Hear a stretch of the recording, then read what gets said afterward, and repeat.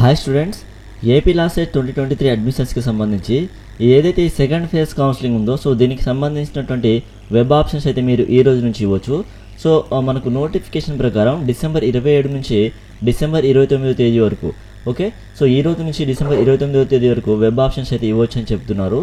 So మీరు official website open చేసుకున్నట్లయితే official వెబ్సైట్లో ఏదైతే వెబ్ ఆప్షన్స్ సంబంధించి ట్యాబ్ అయితే ఉందో అది ఎనేబుల్ అవ్వడం జరిగింది. సో వెబ్ ఆప్షన్స్ మీద క్లిక్ చేసుకొని ఇక్కడ ఉన్నటువంటి హాల్ టికెట్ నెంబర్ అదేవిధంగా date of birth, me hall ticket number, me date of birth ఇచ్చి సబ్మిట్ చేసినట్లయితే మీరైతే లాగిన్ అవుతారు. మీకు అక్కడ లిస్ట్ ఆఫ్ కాలేజెస్ అయితే కనిపిస్తూ ఉంటుంది. మీకు నచ్చిన కాలేజెస్ని మీరు ప్రిఫరెన్స్ వైజ్గా ఇవ్వచ్చు.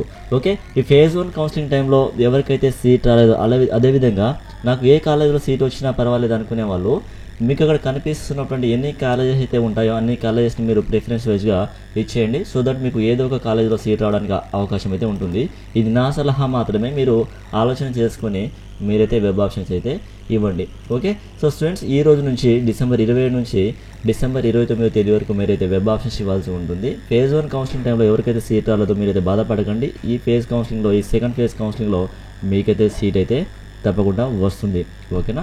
సో ఏ కాలేజీలో సీట్ వచ్చినా పర్వాలేదు అనుకునే వాళ్ళు మీకు అక్కడ కనిపిస్తున్నటువంటి అన్ని కాలేజెస్ని మీరు 1 by 1 ప్రిఫరెన్స్ వైజ్గా ఇవ్వండి. మీకు ఏదో ఒక కాలేజీలో సీట్ అయితే వస్తుంది. దీనికి సంబంధించి మీకు ఏమైనా డౌట్స్ ఉంటే కామెంట్లో మెన్షన్ చేయండి. వన్స్ మీరు వెబ్ ఆప్షన్స్ ఇచ్చిన తర్వాత మీకు డిసెంబర్ 2వ తేదీన మీకు ఏ కాలేజీలో సీట్ వచ్చింది, జనవరి 2వ తేదీన మీకు ఏ కాలేజీలో సీట్ వచ్చింది, సీట్ వచ్చిందా లేదా అనేది మనకు తెలుస్తుంది అనమాట. నేను మీకు అగైన్ అప్డేట్ అయితే ఇస్తాను దీనికి సంబంధించి.